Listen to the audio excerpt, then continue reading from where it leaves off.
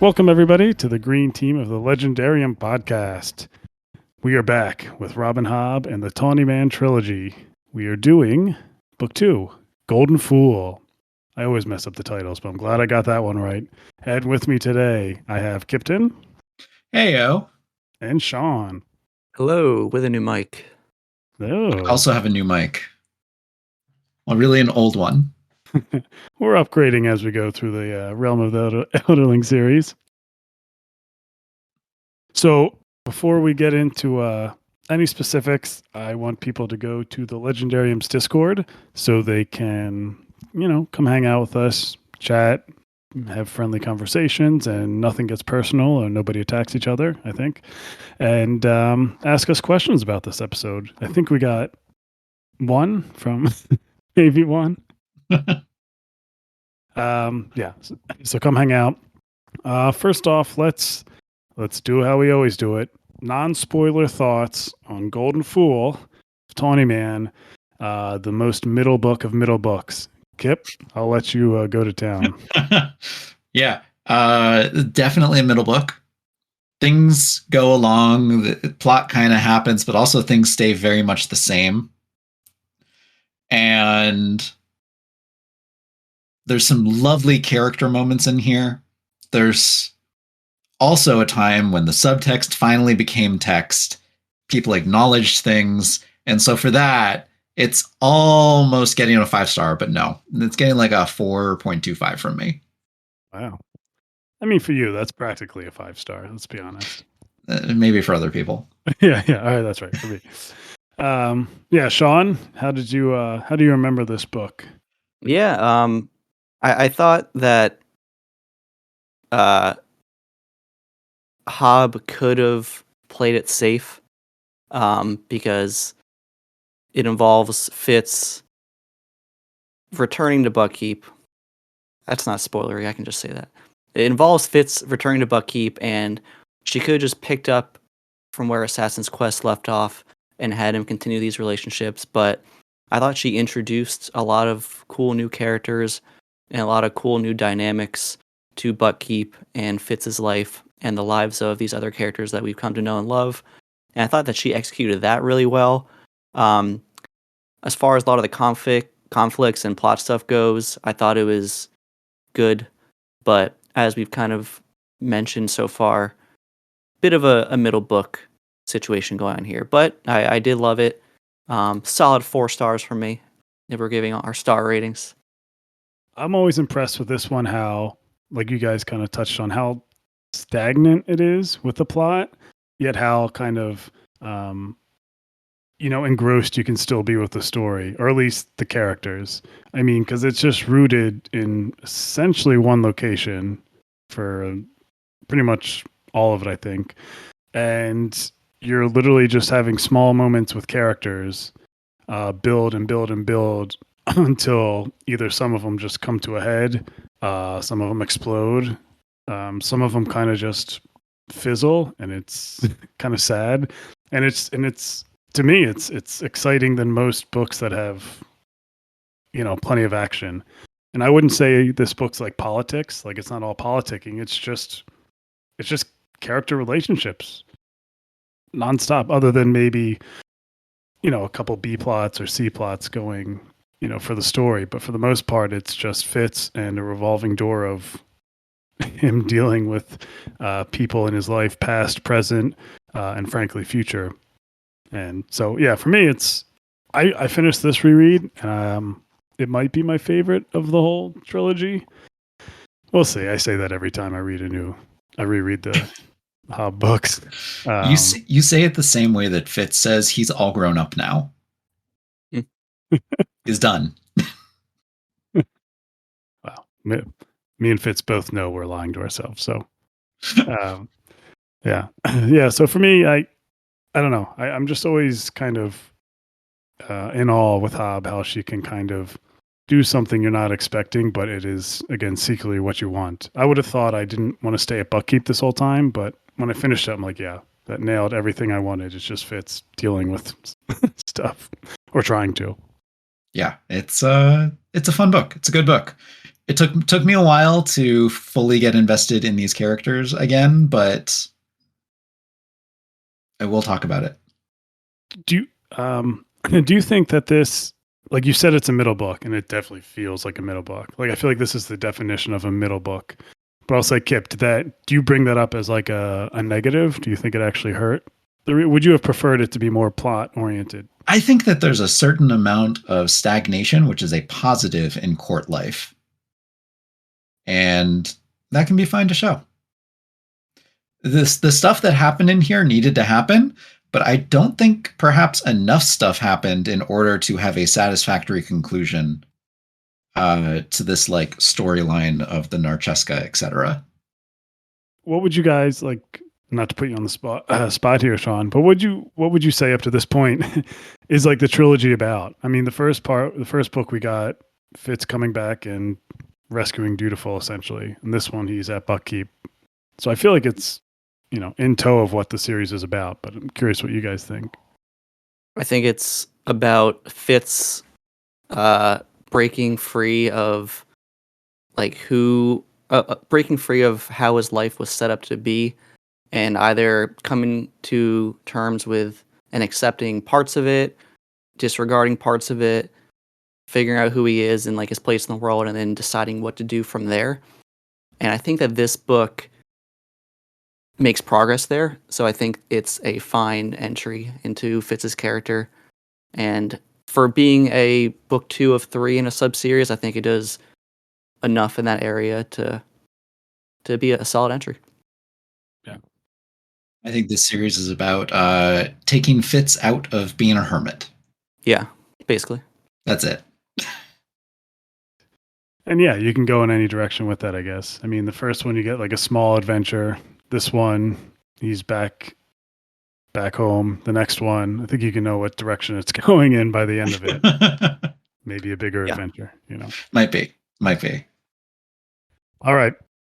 Let's dig into spoilers. Let's get into the meat of this book. There's definitely a lot to talk about. And so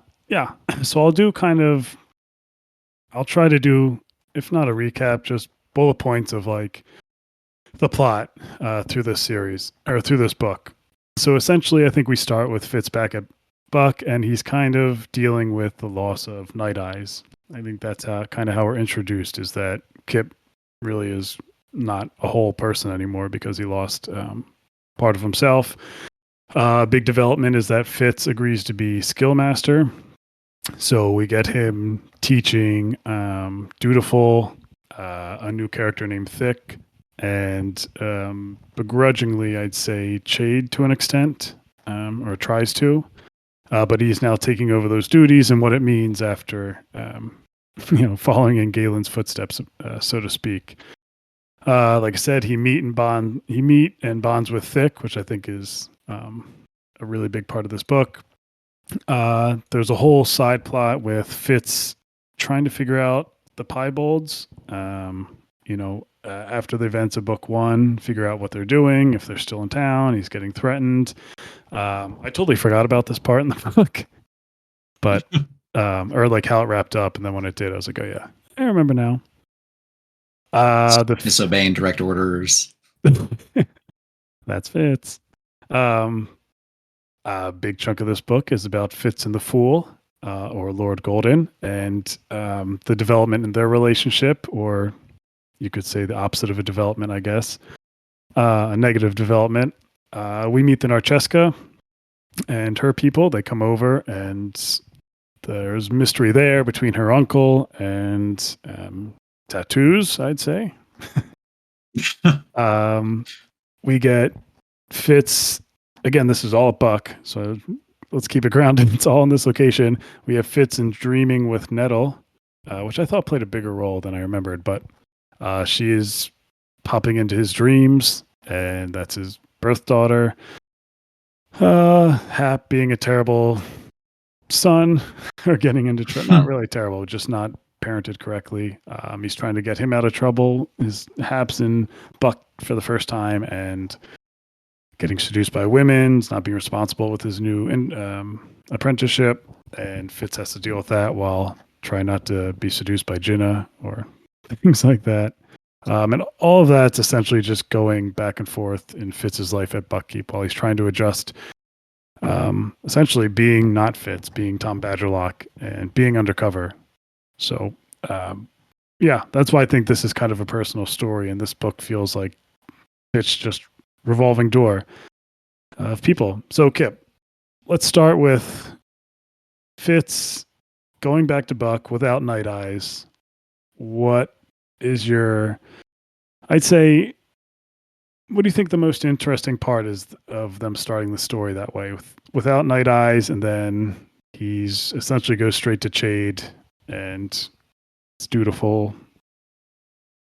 Well, it removes the last real barrier to Fitz living at court, which was Night Eyes could not live at Buck Castle. Good point. Could not live there, could not be happy. That would be a betrayal of his bond and his oath if he stayed there and Night Eyes had stayed alive. So, Night Eyes kind of had to die, and that's why last book I was not surprised at all when it happened. I felt like an idiot this book when I was like, oh yeah, he had to die. Yep. It was like the series couldn't have gone on, or at least same as Tom Badgerlock, if Night Eyes was still alive. Yeah, and Fitz is going to have to learn how to grieve like an adult. And, it's another step in him growing older. And maybe, just maybe, this experience will teach him a little bit more than he somehow learned during his adolescence in how to function as a normal human being and not be dramatic about everything. Maybe. It's still up for debate. So Fitz is now essentially Tom Badgerlock, and he's going to be Lord Golden's servant and bodyguard, so to speak. But in reality, he's going to be as we said, skill master. What do you, I guess, Sean, what do you think is the most interesting aspect of him being the skill master? Because he does it begrudgingly. If you remember, Chade kind of conned him into it, saying, well, we'll bring Nettle over here if you don't do it. But I think there's a lot of directions to go. It helps his bond with Dutiful. Thick, I think, is a big portion of it. And then just kind of interacting with Chade in that equal status almost. Yeah, so I think just who his students are and his relationship to all of them makes him being skill master very interesting, and also like his upbringing with the skill. It's like an absolute motley crew, and just this should not work at all. And like they're really scraping the bottom of the barrel with a coterie here, because yeah, Fitz was abused by his skill master and like leached from Verity for a lot of skill purposes as well. Plus, he was really hitting the Elf Park T a lot. So take all that, and you have someone, and also he's very untrained because of that, and he hasn't really used the skill very much the last 15 or so years. So despite all of that, now he has to teach Dutiful, who is someone that the court and the crown have really high expectations for. And he needs to be strong in the skill. Chade, who is also a really weird dynamic because it's his mentor in other areas, all the assassin aspects of his life and the poisons and the treachery. So that's a weird dynamic there. You're teaching your former teacher, and then Chade's really pushy about that as well. You throw Thick in there, and Thick's a handful for various reasons, but a lot of raw talent there. So it is a lot of interesting dynamics, which was a lot of why I love this book, because I was really invested in those dynamics and how Fitz had to deal with teaching the skill. If I had one thing to say about his position as skill master at Buckkeep Castle, I would say that in no way is his job description anywhere that short. He's expected to be skill master. He's expected to be guard. He's expected to be eventually Queen's Guard. He's expected to be involved in the court politics, and he's expected to be an assassin in waiting. Mm-hmm. Yeah, but also all while being like not truly at the court. Like you said, Night Eyes dying was what he needed to return to Buckkeep, but he's not really truly returned. He's just there physically, but only a few select people actually know he's there. He's just kind of in the shadows still. He's still just doing like a couple of hours of classes in the morning, and that's it. Mm-hmm. Occasionally, sometimes, when his students show up. I mean, he's essentially being like a teacher, obviously, but also, a parent to some of these students, and I think that's a difficult adjustment for him too. And in doing that, he's ignoring being a parent to Hap. So it's this weird dynamic where I think you guys pointed out well. He's just got too much. It's not just being a teacher. Plus, Dutiful doesn't even know that he is Fitz. He thinks he's just Tom Badgerlock for at least to start. Yeah, for most of the book, which is another interesting dynamic. So he knows there's something up. Yes. Yeah, from early on, you can tell there's something up. Because of the way Fitz treats him, he's not always bowing down to him or, treating him with respect. Yeah, and he calls Verity's Tower, which gave him pause at one point. Right. I do. Yeah, I liked what you brought up, Sean, about it's a distinction of who he's training. If we could talk about that a little bit. So he has Dutiful, right?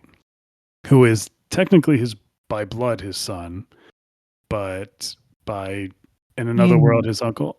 Well, it was his. Who knows how much the skill can transfer? I just assumed the body was his. So on a physiology, on that level, it's his. But in spirit, he's the uncle, right? In a sense, which is kind of, or a cousin. So that's strange. Cousin, yeah. You have obviously Hap, who he's not teaching, but he's a stepfather too, but raised him since he was young. He has his birth child, who he's dream talking to this whole time. That is like a relationship. Nettle, who doesn't know who her father is, similarly, and never met him. Similar fashion to Fitz and his father. They never met, really. Yep. And then you have Thick, which I think is the most interesting at all, which isn't obviously not related at all. Thick is, slow, I guess you say mentally challenged. I think kind of like Down syndrome is what I understood it to be. I think it's more autism. Okay. Autism. But I thought it was interesting, their relationship, because it felt very similar to me, honestly, to Verity and Fitz, where Fitz is the only person really seeing this character's worth and showing him kindness, where in the same regard, Verity was one of the few ones to do that to Fitz, when everyone else kind of judged them and belittled them for who they were and just how they were born. So again, he's not obviously a father, but just to have these kind of parental or mentorish figures, like 4 children, it's just kind of a huge swing for Fitz. Seems exhausting. Yeah, and it just reminded me to when Night Ice died, when he said you're gonna have to change essentially, and it's like this is a drastic change. I don't know, and that's kind of the crux of the book that I found most interesting, and it all kind of starts with him being skill master. I thought you were saying Fitz has autism at first when you said it's like him and Verity. No. Fitz has depression. Yeah. Well, because he was a bastard, everyone at court looked at him differently and treated him differently, and everyone treats Thick differently for different reasons. I'm not saying he doesn't have good reasons to be depressed. I'm just saying he also has depression. Yeah. That is definitely clear. Can we quickly talk about Chade and Fitz? And you guys kind of brought it up, but I like their differing outlooks in the skill. Whereas Sean kind of brought it up, how Fitz was trained, he's more cautious with it. He's scared to kind of take any risks. Where Chade is near the end of his life and he sees all this time wasted, and now he has the skill potentially, and he wants to take as many risks as he can. I don't know about you guys, but I thought that was a nice wrench into the relationship. I would like it more if Fitz's attitude wasn't so clearly stupid. Because Fitz is willing to take risks only when he's been pushed to the brink. For example, he's just letting Nettle cry out in the skill for weeks on end. And knows there's something big out there that he's not trying to attract the attention of, but is just letting her wail for until something happens to her. That's his plan. It's just until something happens to her because she's been skilling without my teaching or instruction, I'm just going to ignore this problem. Yeah, so that's a good point. So we have Nettle. That's a big deal throughout this, kind of up and down. It comes through. Jade wants her to come to Buckkeep, be trained in the skill because of Dutiful's coterie. Obviously, Fitz does not want that. He wants her to stay out of the picture and be safe away from all this stuff. Sean, if you had to pick a side, well, you don't have to, but would you say one side is right in that argument? You know, when I was reading the book, I was like really against Nettle going to Buckkeep. Looking back, I think it's gonna be the right call. Or like it would be the right call, but yeah, I was very against it when I first read the book. I mean, just because I really was against, I felt for Fitz in that Nettle would be exposed to this lifestyle. I think there was probably a middle point somewhere with keeping her safe and away from Buckkeep. And I think Chade and probably to an extent Kettrican overreached when it came to dealing with Nettle, but it's a tough situation. I mean, I think we all agree it probably should be Nettle's choice. I mean, it's her life. She should have the options of what she wants to do. But I found it. Do you agree, Kip, or no? What? Asking a girl what she wants to do? Yeah, but she's young, and so Berg's looking after her. Yeah, until you turn 18, your parents get to make all your decisions. How old is she in this book? Old enough to see her sibling get beaten. Well, if Kip's That's a wide range. If Fitz is mid-30s, then she's probably, and he had her around 18. Yeah, Fitz is 35. Yeah, so she's probably like 18ish, right? Damn, I read her way younger. I don't think that math works, but okay. When did he have her? 16, 17? No, yeah, probably 16, 17. Yeah. All right, so yeah, she's 19. But is he 35 though? He's 35. In this book, he's 35. Or 35, yeah, something like that. So anyway, I thought the more interesting thing was like the reasons why each person wanted her there. Like Fitz was selfish because he's just scared and doesn't want her to get hurt, even though people get hurt. There's nothing you can really do about that in life. And Chade, and honestly, he's not doing it because it's best for Nettle. He wants to hear it because it's best for Dutiful and the crown. So it's both selfish reasons from two men that aren't looking out for the best in Nettle. That's what I found so interesting. I think Kettrigan brought that up to Fitz near the end when she had a conversation when she finally told him she's coming. But Kettrigan brought up that Nettle was the heir. Right. And that is another consideration that nobody has informed her of and might eventually be thrust in her face. And I don't know. It's like Fitz wants to keep Buck weak. Fitz has no consideration for the strategic and political strengths of Buck. He only has consideration for what does my queen ask of me in this moment in one specifically worded request. That's a good point. I just don't think he looks at the big picture like that. Like, no, you're right. He doesn't. He just thinks like, I'm here to serve Dutiful or Kettrican in whatever literally they tell me, but he's not looking like, oh, if Nettle comes here, it's best. No, that is the best for me. He has no all-encompassing theory. He just likes writing out his plans for the, he just wants to be left in his shed and write bad poetry. That's all he wants to do. I know. Poetry and the history of the realm of the Elderlings. All right, let's talk about him and Thick. Kip, what did you think about that? Because we didn't really get Thick in the first book, I don't think, or maybe a little bit. No, we definitely didn't. Not at all. So I mean, I'd argue he's the second most important character in this book. He's arguably just stronger in the skill than Fitz is, just on brute strength. With it, And he's complexity. yes, and complexity. We find he's being used by the Piebalds to spy on Fitz and Shade. I don't know. What did you think about the relationship and the way that Fitz, I guess, kind of patiently decided to bond with him and bring him into the fold instead of, as Jade said it, just we could just murder him. I mean, I think Fitz was the biggest proponent of murdering him at the start. I don't know. Did he say that? I don't think Chade was ever going to murder him. Chade was planning on keeping him around as a coterie member because he was the only such identified one. That's true. As soon as he imagined he was skilled. So no, it was just Fitz who was like, we should murder him. And Fitz was forced into it. Fitz didn't do anything patiently. Fitz did things, the one plan that he thought had a benefit of working. Fitz was entirely practical in that consideration. Sure, he felt a bit of sympathy for him eventually, but majorly, I think his relationship with Thick is on a purely practical level.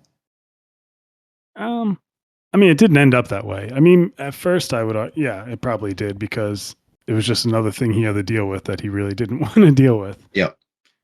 The irony is that Fitz is treating Thick better than almost anyone else in the castle, even though it's purely on a practical level, because Fitz actually does understand what it's like to be Hap due to their skill link and bond. Right. But in that moment, I don't think it was practicality anymore. I mean, it took over half the book for him to realize that, but there was that moment when he put together that he was like, oh, this is how I was treated as a kid. And he, there was empathy in that. What do you think, Sean? About Thick? Yeah, Thick and Fitz, I guess. I mean, do you agree he was one of the bigger characters in this book or no? Yeah, he was a pretty big character. Like a headache for just, Thick's always telling Fitz that he smells like dog. And if he's not doing that, he's just like yelling at him with a skill and just like really just a handful to deal with. But I think a lot of the book was Fitz coming to term with Thick's place in his life and how he's like deserves to have a position in the coterie and at Buckkeep. And I think that was a big part of the book, and it was explored well. It also felt like that was the bulk of kind of like the comic relief. Obviously not Thick's disability, but just the headaches that he caused.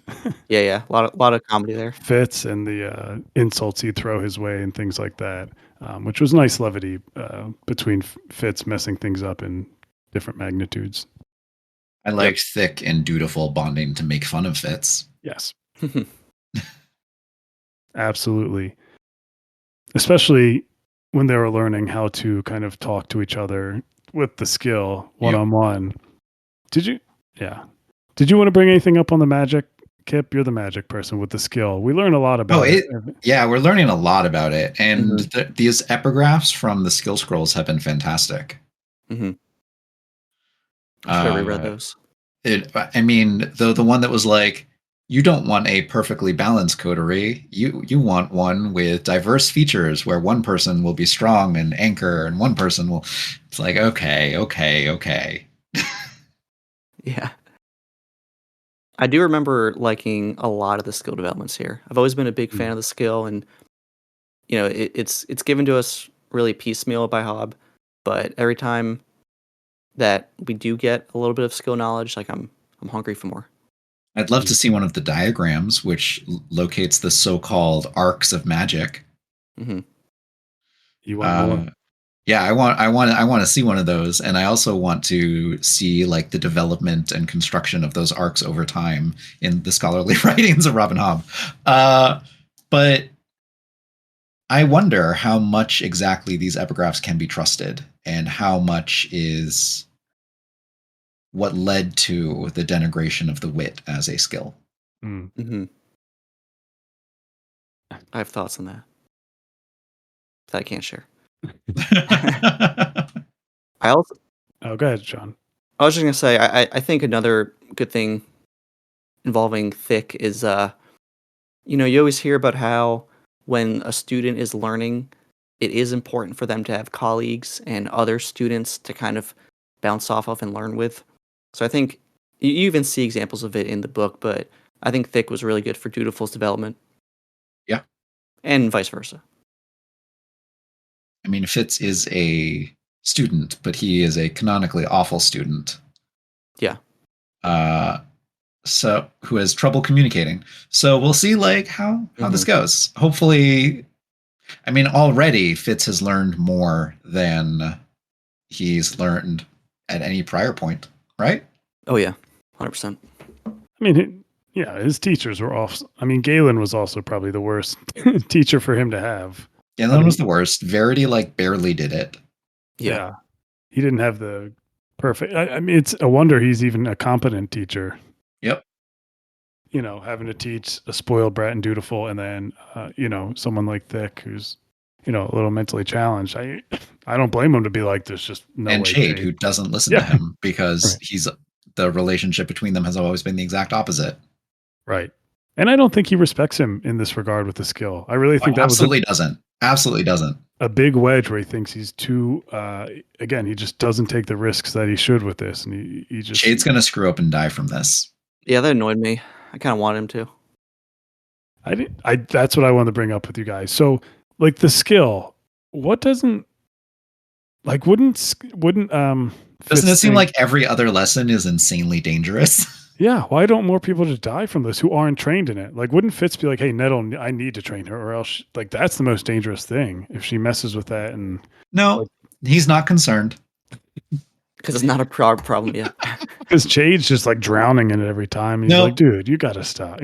Nettle hasn't died in front of him yet, so he's not concerned. Yeah, I just thought every time you see Jade just lolling, taking in more, overdosing on the skill, I'm like, why isn't getting shredded to pieces? Yeah. Right. Anyway. Having to be reconstructed like an old yarn sweater. Let's Can we do a little bit of the live ship crossover stuff? Oh, you don't have to twist my arm.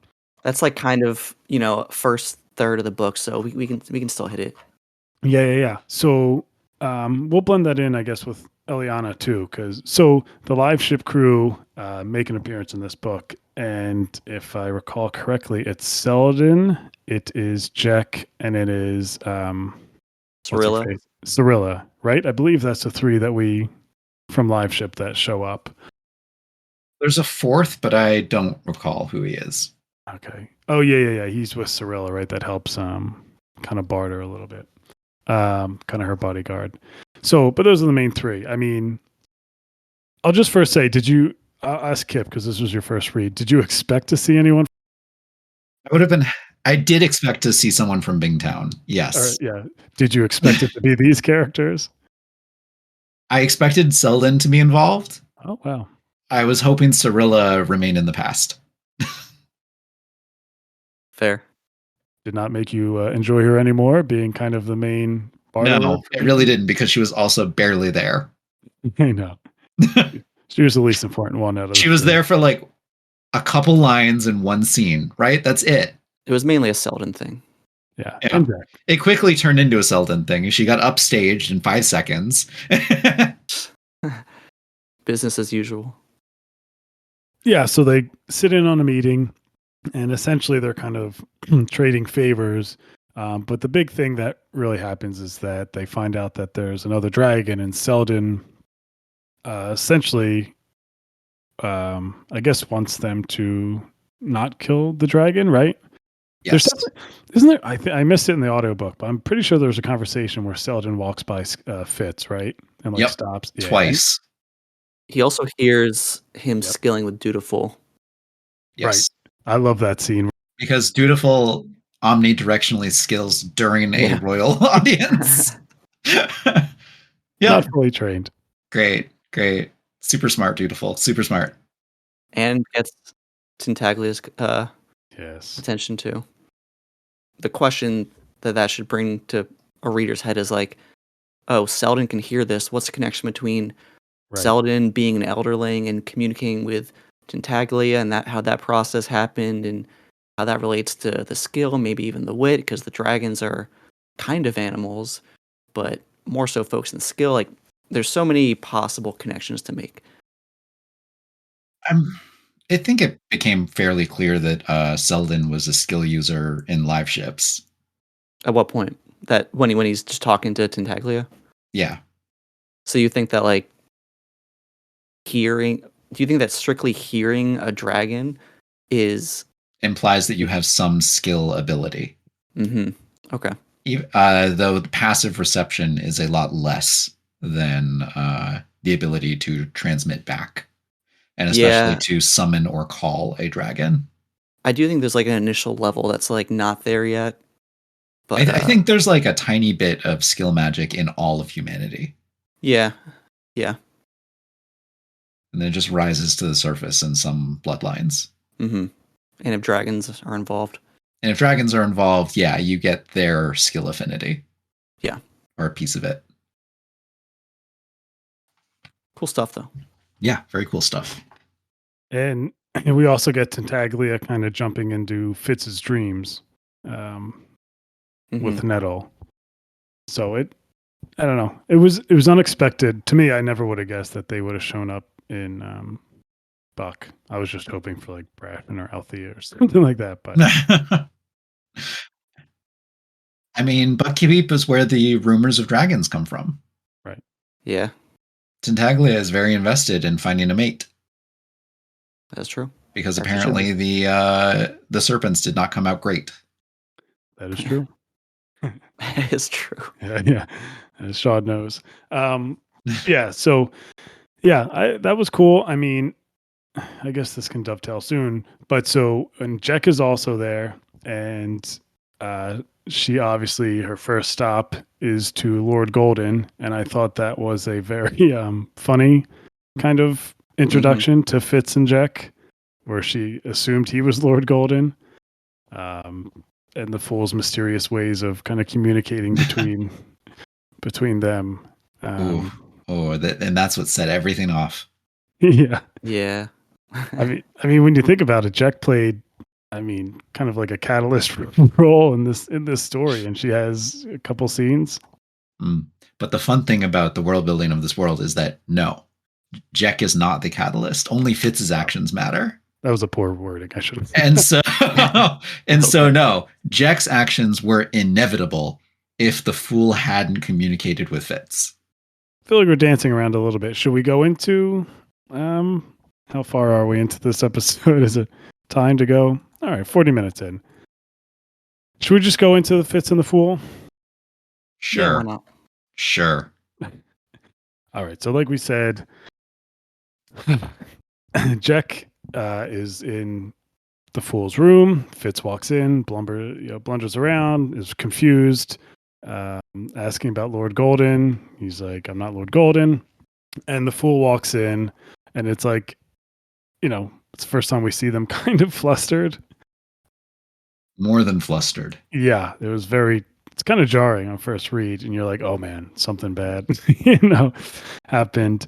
Awkward leaving between Jack, and essentially they don't really have a big blow up, but it leads to Fitz kind of eavesdropping on them, and Fool changing the way they speak.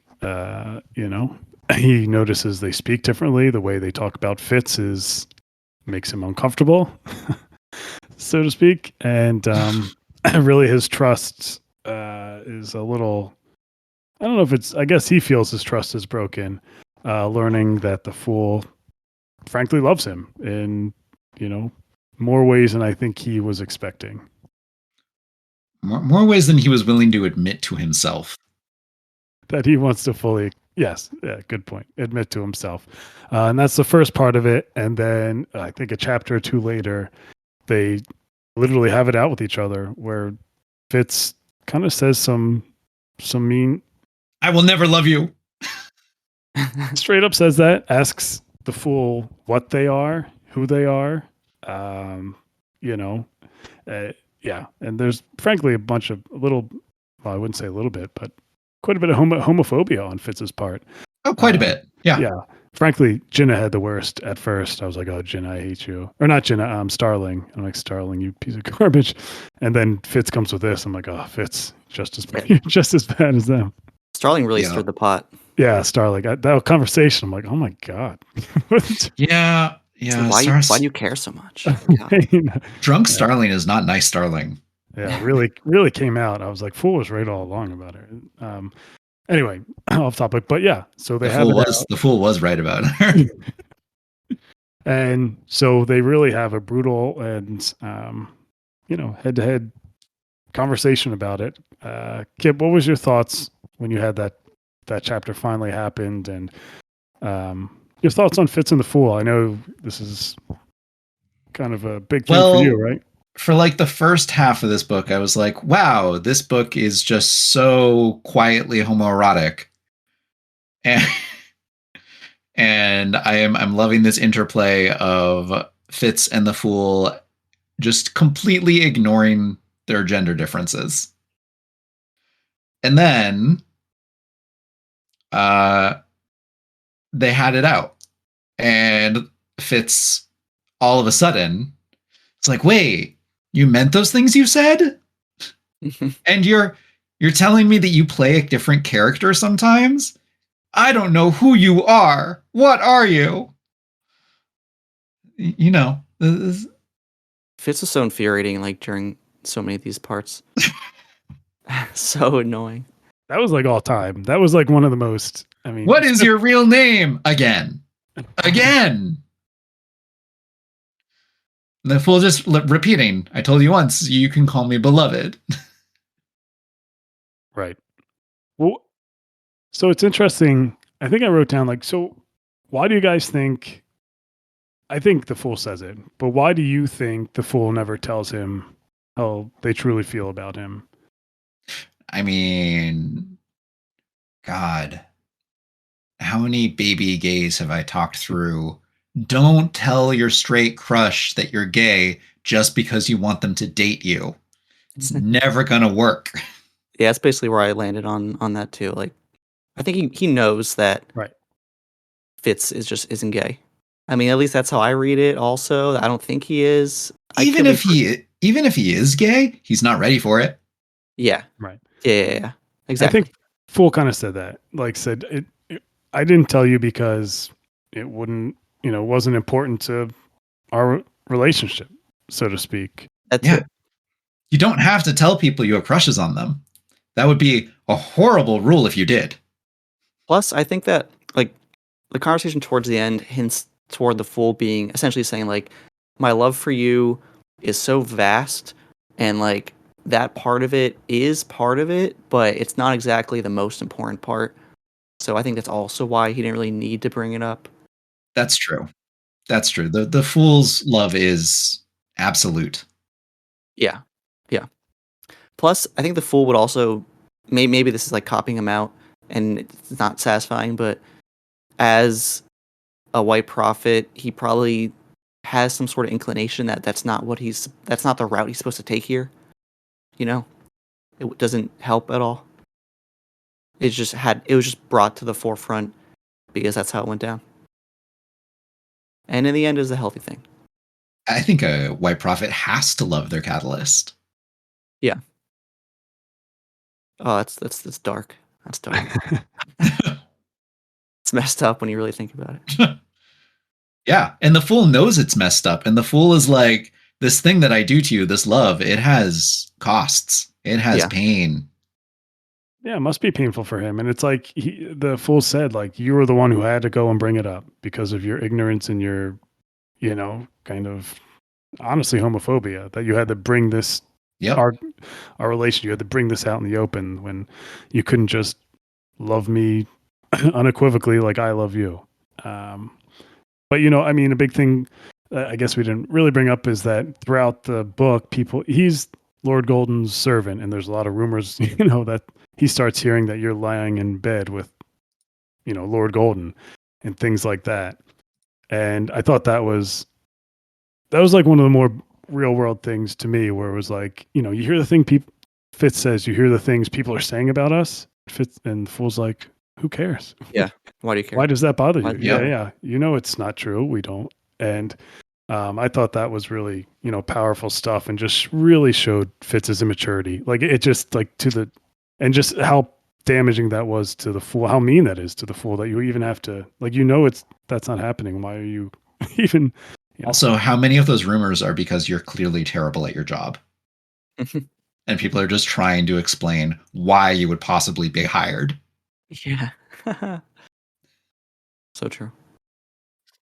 I thought it was interesting how the similarities where, the Fool not telling his feelings to Fitz, like, was kind of contrasted to Fitz not telling Burke and Molly that he's alive. Like, it just felt a little hypocritical, in a sense. I didn't know if you guys put that together, but it's like, all right. Fitz only a little hypocritical? What? Yeah. It's like how, you like Fitz isn't telling Molly and Burke because he's alive, because it would hurt them. It would damage their relationship knowing this information. Whereas the Fool did the same thing. He's not telling Fitz that he's attracted to him in that way because it would only hurt Fitz and things like that. There's a difference though, because people other than Fitz know Fitz's identity. And no one except the Fool could tell Fitz anything about how the Fool felt. Right, gotcha. Yeah. Other people could tell Molly and Burke that Fitz is alive. Like the Fool told literally probably just Jack, maybe Althea, but the only thing that the Fool did was carve a statue, and other people inferred things. Right. I was gonna say they didn't tell Jack. No. Fool just carved Paragon to look like Fitz, and that's all that needed to be said. I mean, what better showing of love and adoration is there than that? Fitz, your secret is not going to be kept. Someone's going to find out. Nettle's going to find out in a bad way, and you're going to be like, "Oh, sorry, I stayed quiet for 15 years." Right. Wasted those 15 years off in a shed. I think it's also, maybe you guys are going to be better and smarter than me at diving into this, but the fact, like, just love and Fitz, like, does he even have a concept of unconditional love? Like, either the way he was raised, the way he was treated, like, he not giving him an out or anything, but knowing all encompassing and unconditional love. I just feel that's so foreign to him. Like, does he even understand that? It's extremely foreign to him. It's extremely foreign to him. He has an ideal of it, which is why he and Molly is this ideal in his head. And he and Night Eyes are this ideal in his head, but he's horrible at recognizing the realities in any concrete instance in the real world. I think his relationship with Molly would do a disservice to, well, like, I think it'd be a reason to why he's reacting so badly, because in his mind it's like, oh, I loved Molly, and like I was, just rabid for her, and just he always wanted to like get into her bed all the time. So like in reality it was an infatuation, horny teenager thing. So he could be kind of connecting the dots there. But I'm surprised that, and I'm glad you brought this up, because I was thinking the same thing, how he doesn't really know, he's never known to love anyone. But I'm surprised that his relationship with Night Eyes didn't allow him to make that connection of some sort of love. That Night Eyes was constantly calling him out for disregarding it. Mm-hmm. Because that was the closest relationship I could think of that was like, I had that kind of love. I have so many hot takes about Molly. I mean, we'll save that, honestly. And Night Eyes was always like, "You're being super selfish, Fitz. You're being super selfish, Fitz. You're being super selfish, Fitz." And there's like Verity, but that was like mostly loyalty to his king. I wouldn't even say Burke. I mean, to an extent, Burke. The second biggest one behind Night Eyes. Well, I mean, the Fool, obviously. I would say Patience. I mean, that's the one he got in Farseer that showed maybe even a hint of that compared to any other character. But yeah, so I don't want to totally excuse his behavior, because man, that was such a frustrating chapter, and it's one of my favorite chapters in like all of Realm of the Elderlings. Just the way you're feeling afterwards. I remember that chapter ended, and I just felt like I had I felt like I had that argument with someone, that weird kind of passive aggressive, like, well, what do we do now? I can't go to sleep like this. Like, this is just awkward. And everything that followed was so passive aggressive between those two that almost made me even more uncomfortable. But yeah, no, in Fitz's mind, everyone who has ever cared for him has done so out of obligation, not out of any sense of like unyielding love. There's been love involved, there's been bonds, there's been ties, there's been things that have transcended their initial like purchased loyalty, like Shrewd. He kept bringing up that pin and Shrewd during this book, but really, Fitz can't see bigger pictures. He just can't. And like you said, Sean, like the Molly thing, the Molly thing's even like it's not just young love or whatever. It's kind of just this, it's idealism, but he thinks it's so tragic. This idea that Yeah. that's more what it is. Where it's like, oh, my stepdad's still away with her, and she's my one true love, and I can't let I've her ruined know her this. life. Yeah, like that's not love. That's just weird ideas in a dude's head. Honestly, Yeah. that's that relationship Yep. is. I'm so out on that. But I'm with you. anyway, so yeah, so being confronted, even if he's hiding behind a door and listening to the way the fool talks about him in such personal and beloved manners, it really freaked him out, and he handled it in honestly the worst way anyone could, and that's saying something for Fitz. Mm-hmm. But this is a necessary first step for him to be a little open to love and loving someone in return. Well, it also has, I think, my favorite ending, even though it wasn't the end. There's like another epilogue after it, but I think the book should, or it did. It ended with him and Fool talking and kind of making amends, right? Yeah. I thought that was a beautiful way to end this book, even though again, it's plot wise, it's kind of odd, but. I mean, he also just like directly apologized. He was like, "I'm sorry, I said those things." Yeah. And like maybe love can grow. I don't know. I thought that whole section and that whole development was like the highlight of the book for me. In between a whole bunch of other good stuff, but that kind of like fracturing between those two, you just felt how more alone Fitz was, not having Night Eyes, and not having the Fool to come back. He would come back and try to talk to him about, events that happened, or go back to Fitz and the Fool would just passive aggressively act like Lord Golden, like, who's Burke? Mm-hmm. Things like that. And it was painful for you. You almost wanted to, be mad at the Fool at those things, but you felt bad for Fitz in that moment. Where should we go? Where should we go next? Do you want to talk about Molly's runaway child? Yeah, because that'll. So, what is his name? Burrick's oldest son, Swift. Swift, right? Who at the end of the book is now being apprenticed by Fitz, I believe. I think so. Just another father-ish type of relationship to add under his belt, or weird mentor relationship. And another magic to teach. Yes. So Swift is witted. He runs away to Buck because Kettrikin is kind of given safe passage to all the witted folk. Amnesty. Thank you. Good vocabulary. To all the witted folk. And he's one of the ones that show up. And Burrick chases him down, shows up shortly after. And probably one of the most powerful scenes in the book as well, where Fitz is hiding in the walls, listening to all this and watching all this happen, and kind of just sees Burrick break down in front of Kettrikin and Shade over Fitz's death, and essentially blames the wit for Fitz's death and why he doesn't want his own son to follow those footsteps. And I'll throw it to you guys, but that to me was just another eye-opening moment for Fitz to see that, like, you not being truthful about who you are and what happened is still so damaging to people you love. Like, you're not protecting them. Yeah, that was a heavy, great chapter. Like that part was just like chef's kiss, exactly what I love about a lot of Robin Hobb stuff.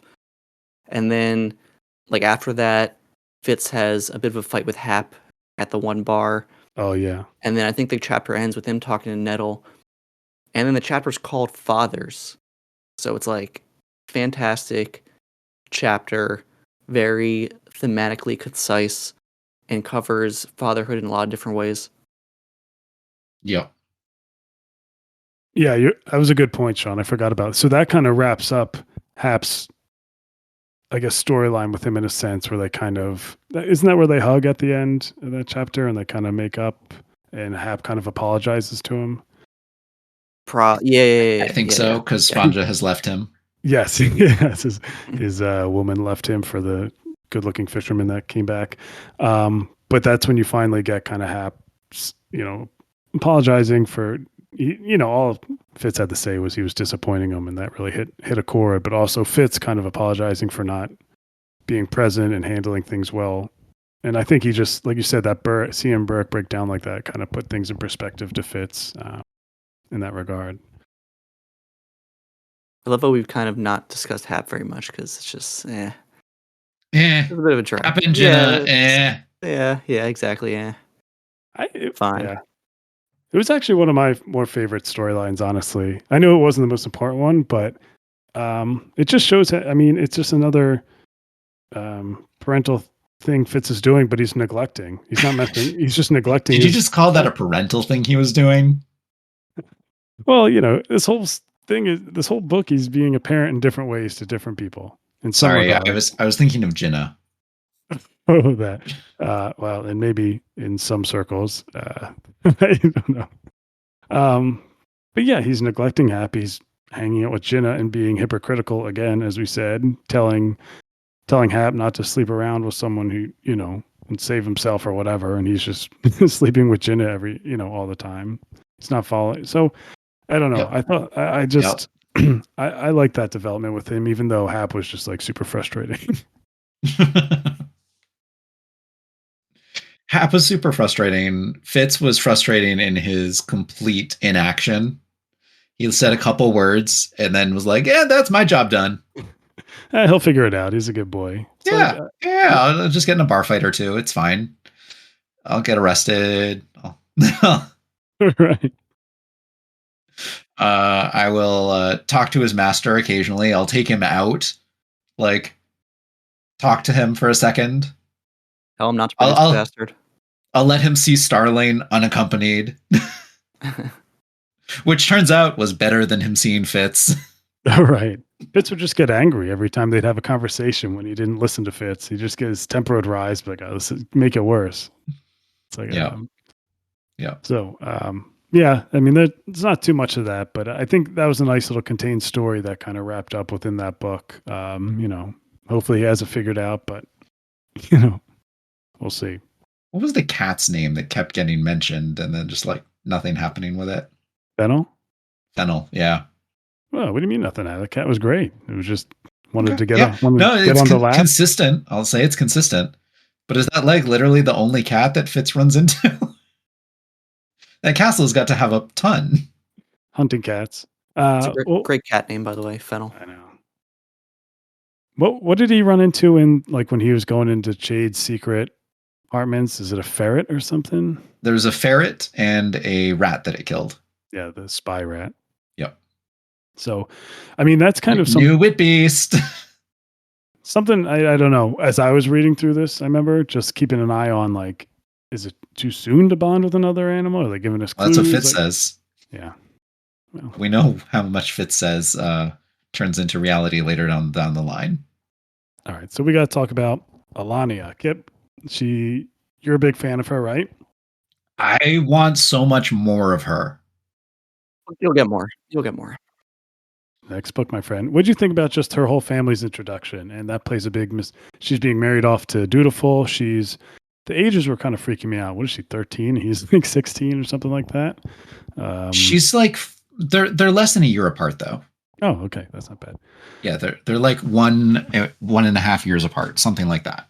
So, it's safe to say she's not too enthused about this arranged marriage. No, very much not. Especially the way that it's supposed to go with the Out Islands being subservient to Buck, because that's never going to fly. So the Out Islands, which is interesting, they're, the term, was it matriarchal? Yep. Yeah. So coming from them, the women are more powerful than the men in that sense. And we kind of get a sense of that with her mom behind the scenes. But yeah, so the fact that she has to kind of cow down to Dutiful, who in her eyes is kind of like a little wimpy royal, was an interesting dynamic between those two, kind of filling each other out. I like the whole sequence where Dutiful is playing like a board game or something with people, and he says girls can't play or whatever. It's not for women. And then he starts playing with some other woman or something. Yeah, it's not for girls. It's only for women. Right. And Alania sees that and is kind of insulted, and he has to win, Dutiful. Is that when like all the betrothed start like challenging each other? I mean, they're all upset that the Out Islands don't consider this betrothal like completely binding. But then Dutiful like is just willing to openly flirt with someone in front of his betrothed. Oh, he is Fitz's son. He's an idiot. He's imbecile. He is a Farseer. He is an idiot. Yeah. Yeah. So right after that, like Sean was saying, not very dutiful. Not living up to his namesake. She essentially challenges him to a quest. I mean, and what essentially Hobb giving us our plot for a future book, but saying that it really felt like that. Saying that he has to go to the Out Islands, this icy area, and find a dragon hidden in ice and kill it. And Chade and Ketrigan are about to speak up because they're insulted and saying, "How dare you, tell a future king what to do?" And Dutiful stubbornly says, "I'll do it." And you have to come with me, essentially, if you're gonna, live up worthy of me. And that kind of sets in motion our journey into the next book. And of course, Chade says, "Yep, Fitz, you're going to."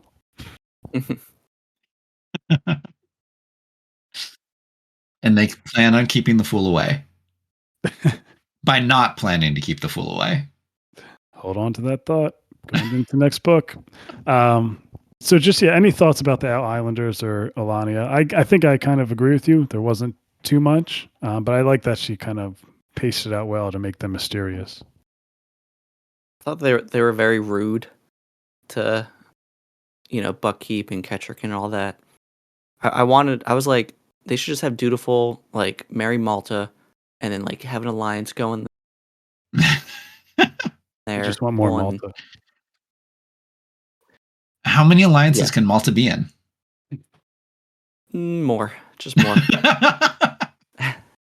But that was my hope when I was reading it, but I guess the best I'm going to get is the Out Islanders.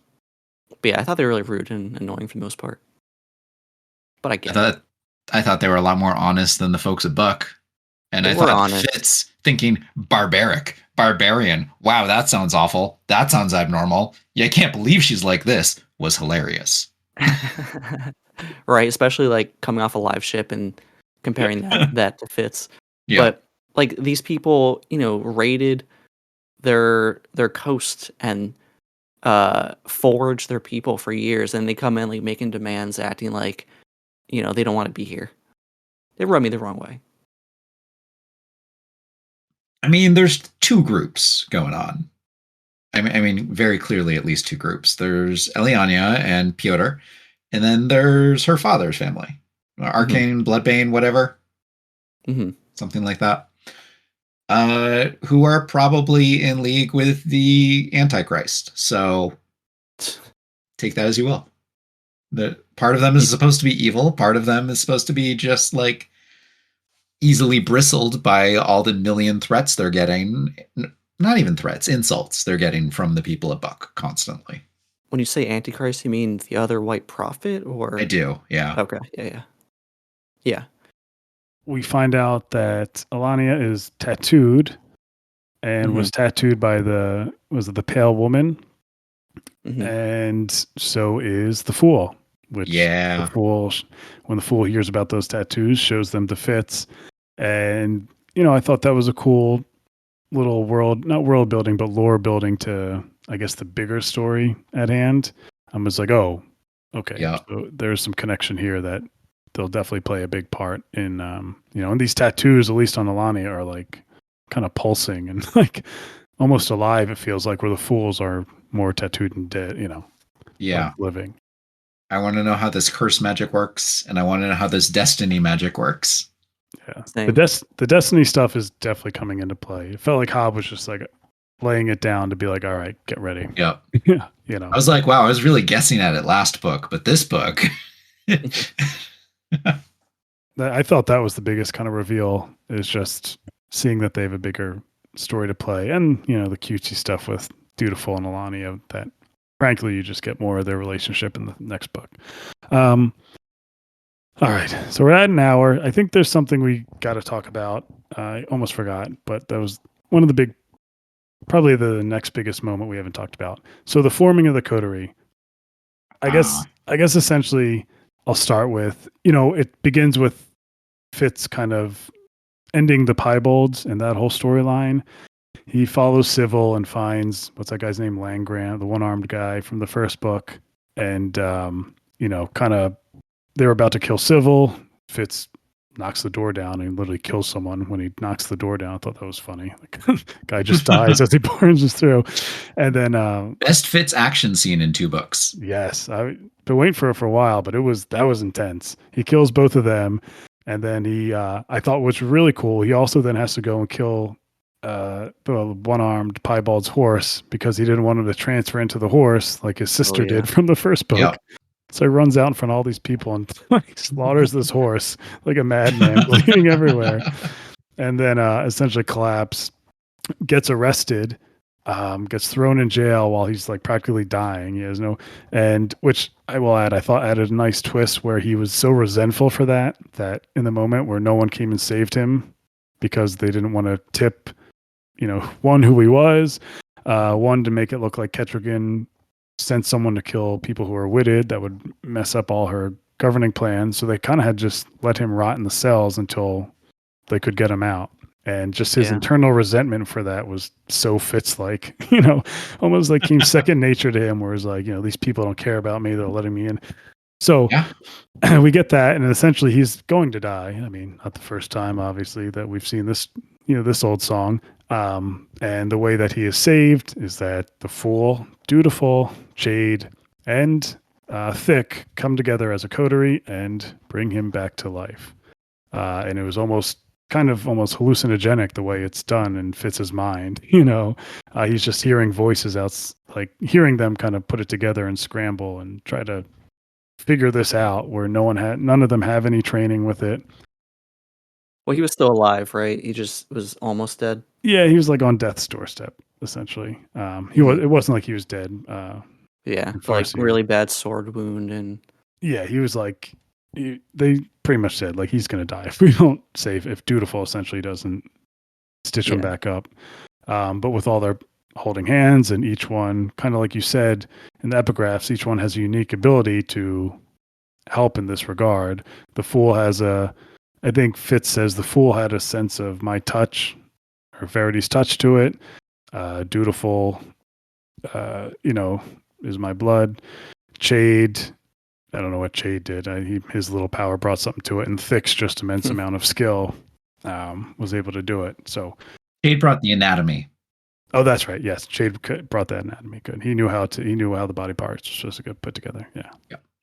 So I don't know. I thought that was one of the highlights of the book too. I mean, that was like a powerful and just intense moment where you're like, oh, this is all coming together. And, you know, they leave you breadcrumbs, like you guys said about coteries in the beginnings of the chapters, how important they were. And then you're like, oh, it's coming together. I would say that could maybe add one person. We'll see if that happens. But, you know.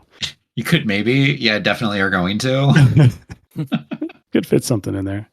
What'd you guys think about that chapter? Even you can talk about the Piebold stuff too, if you want. I think it's possibly the most significant magical event in between humans that has happened in decades. So, isn't that crazy to think about in this world? Yeah. This is the chance to bring back. This is the chance to make sure that the chain of skill masters is not completely broken after Galen nearly killed everything. Yeah. And after Solicity failed at her duty as well. Mm-hmm. I thought there was a lot of gross imagery surrounding the sword wound. Like, it was really uncomfortable to read. And then Thick comes in. He's like, it smells worse than dog stink in here. You guys are just like a festering, disgusting wound. I love the moment where Hap saw him and was like, "Oh, he really was sick."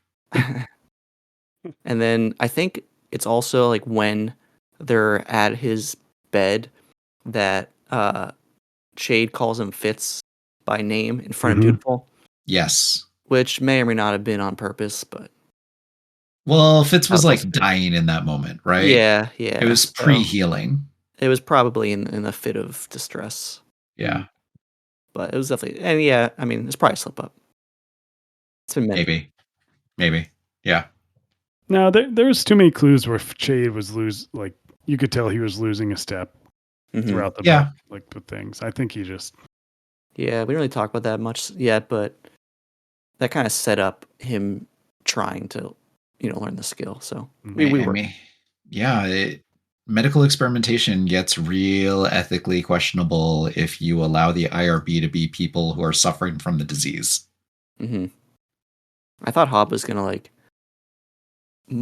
deny him outright the use of the skill because I don't know. It's just the inkling I got at the beginning, but by the end, he's doing some stuff.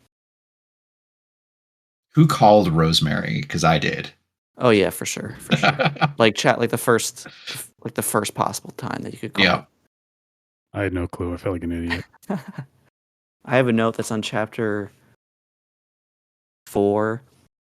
I was like, oh, Rosemary's part of the court. Shade's dancing with her. That's definitely the apprentice that wasn't mentioned. Yeah. Yeah. Even when he said she and let that slip, I'm like, Yeah. Nettle? What? As soon as Rosemary was mentioned as still alive, I was like, oh, okay. Hmm. She fits the bill. I mean, it's got the qualifications. She does. When you guys brought up what's his face, Dutiful finding out about Fitz, so to speak, that I thought the most beautiful moment was him when Fitz is healed. By the way, when they healed him completely, so his broken nose was healed. Yeah, that was rough.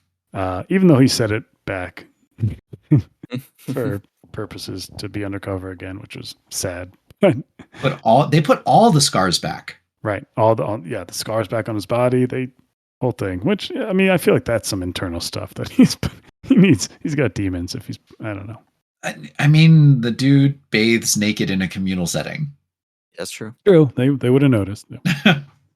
And yeah, I mean, there's also negative side effects to skill healing, so they probably went overboard. Yeah, they clearly had no grand design when they were healing him. They just wanted him healed as much as possible.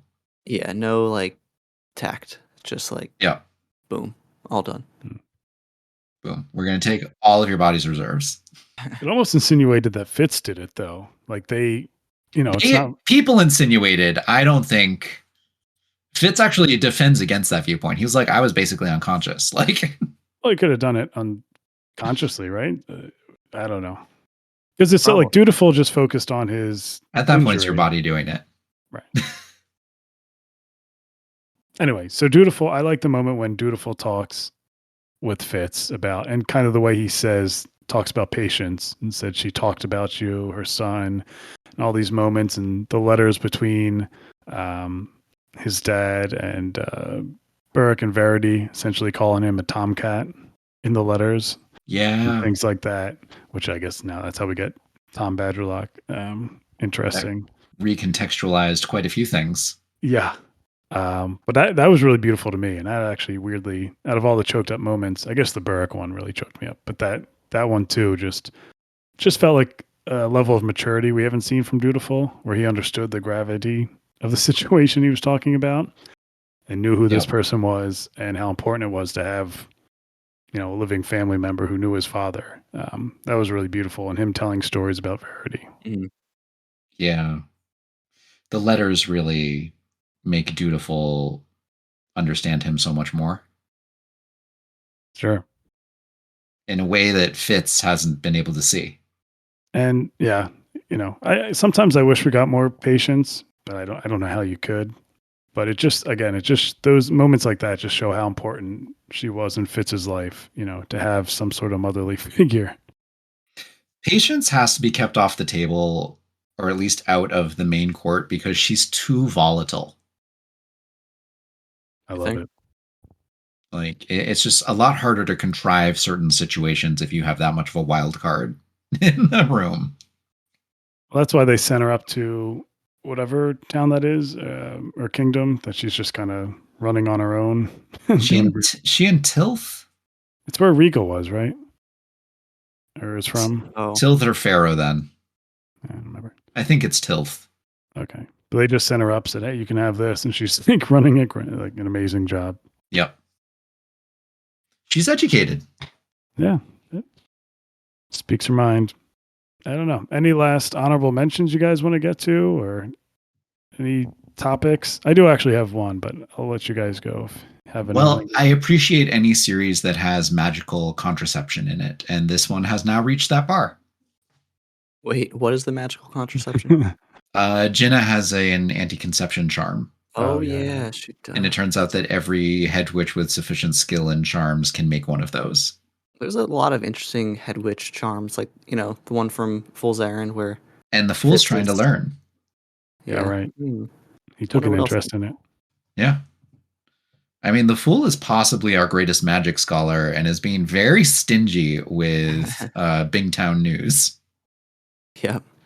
Like, we didn't talk about why the fool didn't say anything about their time there, or at least not much. And that is because... I don't know. Okay. I wasn't sure if you had an idea. I mean, yeah, why Well- now I'm thinking, why do I think that he doesn't really say much? They keep things close to the vest. I mean, knowledge is power to them, I Yep. guess. I don't know. Also doesn't want their own identity figured out. He wants to play a whole bunch of different roles in a bunch of different places. And if they know he was in Bingtown, they were in Bingtown specifically for something. Yeah, that's about what I was thinking. Possibly.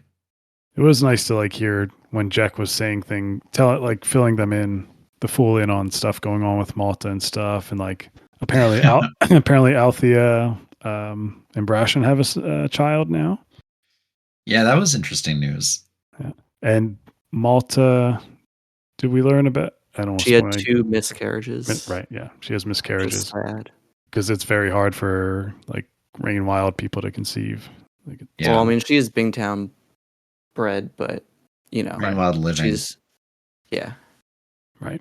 and So- scaly and stuff. Yeah. And was immersed in the river. Yeah. Yeah. I think it's only a matter of time. Yeah. But it was nice to get those little updates, and I don't know, kind of heartwarming, at least with Brashen. And I guess Althea is angry that she has to. Brashen tried to tell her she has to stay home or something. I mean, the Fool does Good talk move, a little Brashen. bit Good about it. move. The Fool summarizes all of live ship in a page and a half. I know. Very concise, good storyteller. I did quickly. I wanted to talk about, and these endings with Hobb. She really doesn't pace them well. I mean, I like how it ended with the conversation with Fitz and the Fool, but right before that, there's this whole witted delegation that she shoves in there, and particularly Webb. What did you guys think of him? Yeah. Webb seems to be magical. He's very into. Everybody loves this guy. Yeah, Can you we- can't not like Webb. Almost Webb to a is fault great. where you can't help be suspicious, but you're like, but he's so friendly. He's like the guy from Parks and Rec that Ron hates. Other Ron. Yeah, other Ron. He's other Ron. Sam Elliott Ron. Yeah. Right. I feel like he looks like him too. If that would, Oh, he does. 100%. but I mean, that whole thing was interesting that she kind of threw that whole delegation in there. I had a note oh yeah, Webb is a pleasant addition to the story. And this whole time I've been like, is that a typo? Did I meant to write? Did I mean to write thick or something?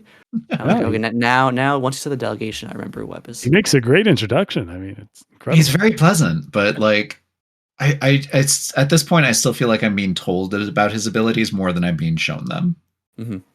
Well, he's witted, obviously, but it's not even abilities. It's just he's just got a way with people that brings. Yeah, I know, and I'd love to see more of that in dialogue form rather than Webb slowly convinced all of the people in Buck that witted people aren't bad people necessarily. I mean, Hobb does a lot of let me film. Let me just give you a lot of what happened Yep. here, a pair. paragraph real quick. Yeah. Well, Yeah. let's just do a couple paragraphs of synopsis, and then we'll move Yeah. on. Yeah. Because Fitz doesn't care. Yeah, true. Keep it moving. The one moment with Webb where he's talking with like the city guard and like Yeah, they you get the start talk- first moment and then nothing after. but I thought that was good because they bring up Fitz.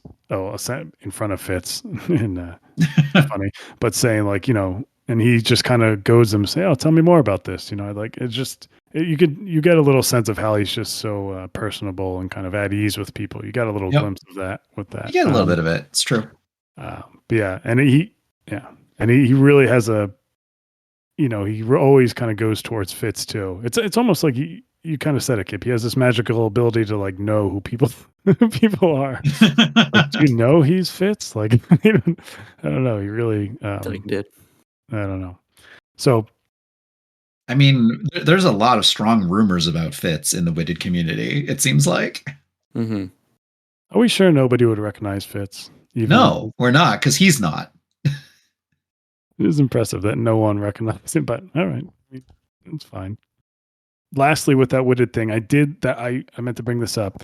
So it was kind of a background moment, but Civil, I really like the payoff of why, like, all this time Fitz is talking to Dutiful, like, why are you so trusting of this dude? Like, like why, and Dutiful kind of goes on this whole spiel about why he finds him a friend and why he could have, even though he betrays him time and time again, at the end where Civil kind of speaks up for the Witted delegation and, kind of saves the whole thing from falling apart. I thought that, like he said, Dutiful could have had me killed multiple times. I betrayed him. I did this to him. He could have killed my Witted cat, and yet he didn't because he's a trustworthy person, and so are the Farseers. And that like kind of won people over. And I thought that was a good way of showing like, because I was even questioning like, dude, why do you hang out with this dude? This guy sucks. he's hanging out with the Piebalds, but against his will, but still. And I thought that moment really paid off where it's like, Fitz kind of saw the value in kind of a certain loyalty, or I don't know. Yeah.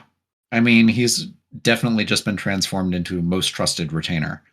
But I will say that in another series, I would be seriously questioning the homoeroticism between Dutiful and Civil. I was going to bring that up.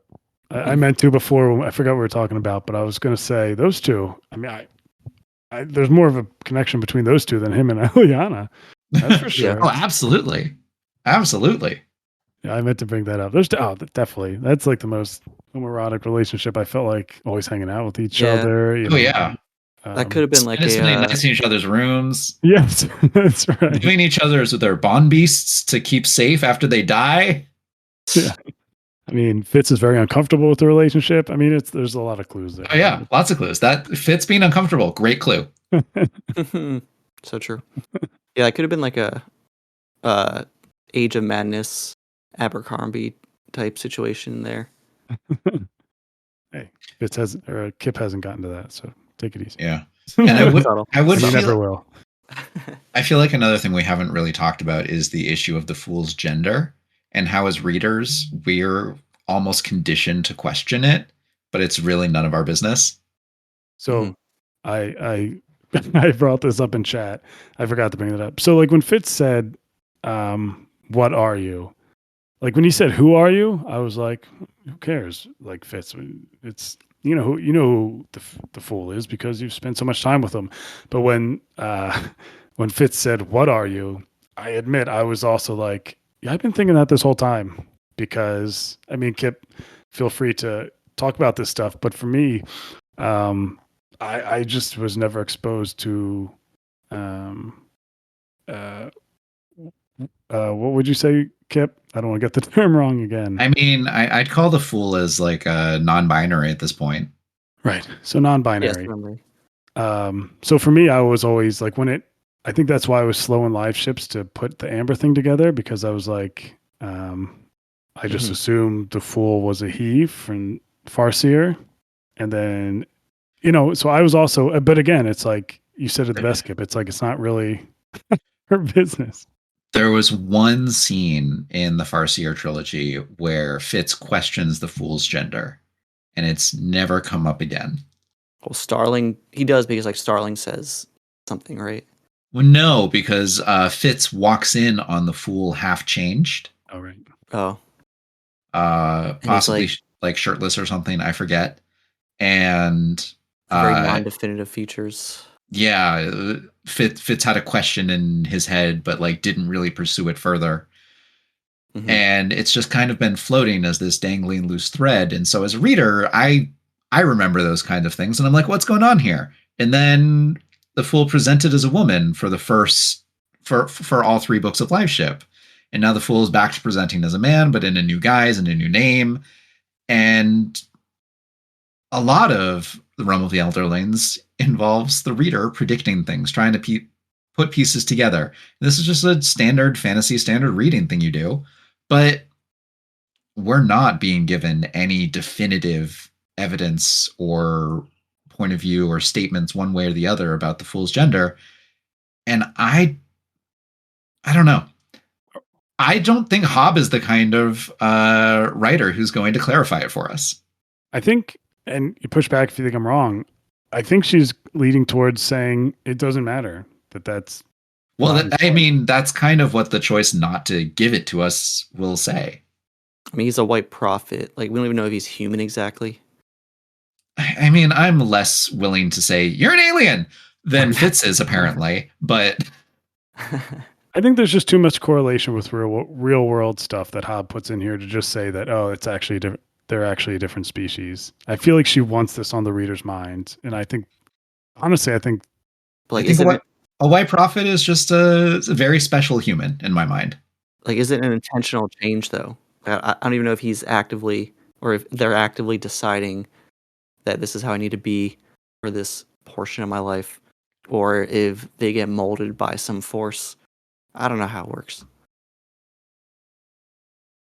Yeah, I don't know if they get more visions or if all of their visions happen early and then they just have to interpret and enact them. I don't know how it works.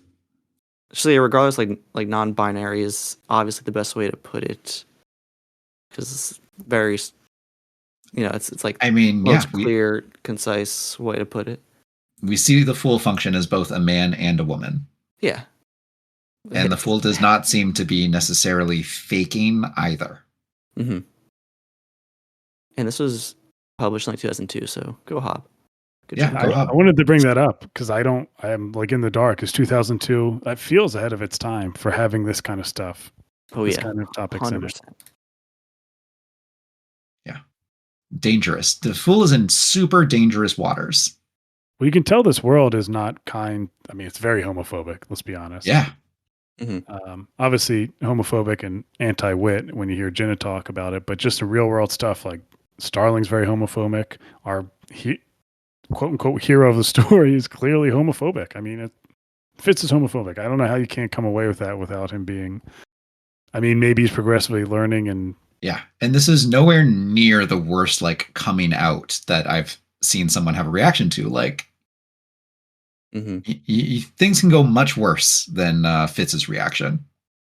True, but he's like openly disgusted with the idea of those. Oh yeah. Like, and I love that that's being shown because it could also be too easy to just show that like, oh no, everyone accepts it and it's totally fine, and all the homophobia that was present in this world suddenly collapses and goes away because now it's our protagonist, and our protagonist can't possibly be homophobic. No. This is Hobb. And I like how it was kind of piece by piece getting to that blow up, because in the first book when the Fool kisses what is it? Civil, right? Kisses Civil. Yeah. You could see how uneasy Fitz was. Like, you wouldn't, that was a weird joke. I mean, you shouldn't be doing stuff like that. You know what I mean? Like, it wasn't outright homophobic, but it was, it was bordering on it, you could say. I mean, it was homophobic. It was homophobic.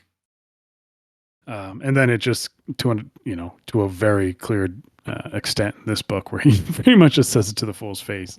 So I don't know. Yeah, that whole I just like how she can make the reader kind of feel, at least in my view, kind of uncomfortable, but good uncomfortable, where it's like, oh wait, I feel like I'm Fitz in this this section. Like, oh, I'm an idiot too. I think I like to think I realize my mistake quicker than Fitz, but who knows? Yeah. Also, just I guess that's a good thing with romantically with the Fool. There's not too many. I mean, we see him with women, but I don't know if that's would you say he's bi? Are there bi? I would say that the Fool has experimented with sexuality. Sure, absolutely undeniable. The Fool has possibly loved people, but the catalyst is the only love for the White Prophet. Oh, I'm glad you brought that up. One of my favorite parts in that conversation when they were blowing up at each other was when the Fool kind of scoffs at Fitz and is like, "You actually think that you're my first love? That you're the first one to come along?" It's like, don't be naive. There was many others before you, kind of thing. And it was, I don't know. I thought that was a good, showing that actually the Fool has loved before and has been intimate with people before and had relationships and things. It's not, Fitz isn't some golden, idol. I think Fitz is perfectly adequate at sex, but has horrible pillow talk. I don't know. Horrible. That first little go around with Jinna was mighty disappointing in Jinna's eyes, and she said so. He's like a wild beast that was very quick. I think she said. Yeah, but there was a round 2, so it's fine. That's true. Yeah, that's true. You recovered. Yeah, adequate. Yeah. It's no Casanova. No. Anyway. All right. Even though he's educated and erudite. And good with his hands. Sorry, we can cut this. Oh, what? Oh, no, this is Green Team After Dark. Fitz edition. Good Lord. Like a lot of things about Fitz, I want him to be better at things than he is. Well, he takes things exactly as far as like he stumbles into them, and that's about it. Listen, this dude was terribly raised. He then secluded himself for like 15 years. Yep. Of course, this is all natural. That's the thing. It's like, this makes sense. This dude should be terrible at so many things. It's just, I don't know. All right. Any last thoughts? I mean, if you start off like with the premise, just alone for 15 years, that can explain a lot right there. Oh, yeah. Basically anything. Yeah, it's we can get a Kip prediction, and I don't have any closing thoughts though. Yeah, go ahead, Kip. I feel like I've had a bunch this episode already, but I'm gonna predict that they don't kill the dragon unless it's obviously evil. Okay. Can I ask, Kip, do you have any more sense into what the Fool's whole prophecy? Just in general, what their whole plan is, what they're trying to do. I think we asked you this after the first one, or maybe even asked after. I mean, which part of it? They're trying to make sure that the Farseer line continues, and that Fitz is central to it. And I'm hoping that the death is either metaphorical or is going to come much later, or somehow someone's going to come back from death. I guess they kind of brought up the answer. I just didn't know if you caught it in a conversation with Fitz. Something about the whole world, what it's going to look like. That was this book? No, I don't think I caught it then. Return of Dragons. I know that's going to be happening. Yes. But like, sorry, is that a prediction?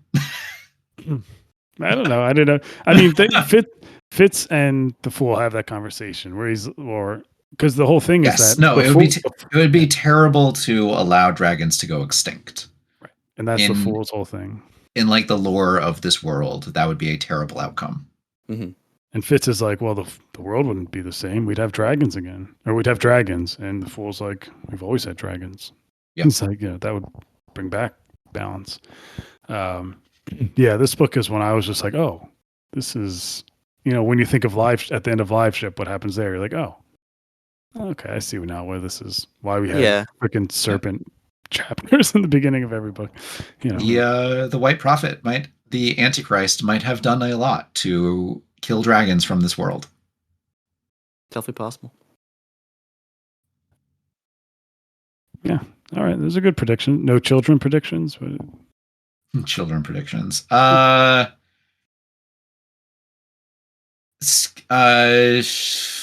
Fitz is going to train under Selden in Tintaglia. Interesting. Real quick, is it odd to you that Selden is so important? How old is he? Like 17? Like when he I don't think he's even that old. I don't Yeah, know. he's think- an elderling. Yeah, it's true. We talked about this Yeah. last time. Because he's an elderling, he has more memories and like maturity. He's a prodigal boy. That's right. That's right. It's got a He's big like role. one of like 3 elderlings. Or 2, 3. 3, I think, so far. Malta, Rain, Malta, and- Selden. Oh yeah, Rain. I think we did a good job here. I mean, I have a bunch of. Sorry, we didn't get to talk about Thick and his skilling music. We'll have to save it for another time. Oh yeah. His lullaby music. I hope Fitz doesn't become an elderling. I hope he does. I Don't want to see him with scales. don't. I really don't. I have high aspirations and high hopes for Fitz. But he'll probably just end up in the ground. Let's be real.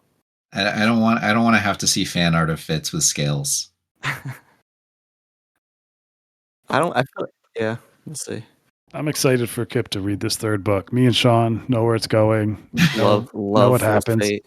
Yeah, Great it's book. great. It is. I will draw an exception if he turns into a full dragon. He's allowed to turn into a full Ooh. dragon. Follow the Verity route. Not going to happen, Ooh. but he's allowed to. I would like that. Oh boy. All right. Let's wrap this up. We're at a solid And then he gets trapped under ice for 1,000 years. He trades places, gets tortured, comes back. Next series, 1,000 years in the future. The fool is still the same age, but everyone else is dead and gone. there is one more trilogy, which none of us has read. So Okay. you could be Wait. true. Wait, you haven't read Fitz and the Fool? No, I keep putting it off. Really? I thought Yeah. you did this whole time. No, I haven't read it. I've been saving it. Well, I want it to be like Saving it for us. Saving it for us. Thank you, Yetti. Thank it you. probably will be because I wanted to read it like a little bit after reading this series, so it felt like I'd been returning to him a while. But then when we're like, oh, let's do Tawny Man, I'm like, oh, well, I got to push this. I got to push it back again. So I'm All rereading. right, we got to pick up our pace then. No, please don't. I got a lot on my plate. Take your time.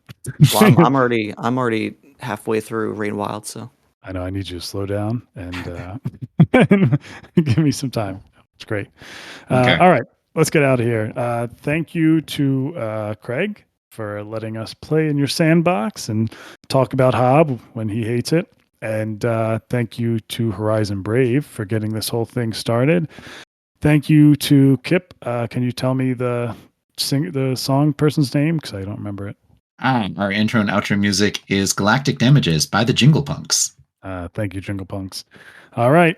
For Black Diamond, Kyptan. Oh, sorry, Black Diamond. For Sean, Kyptan, and Yetti Beats. See you Bye. later.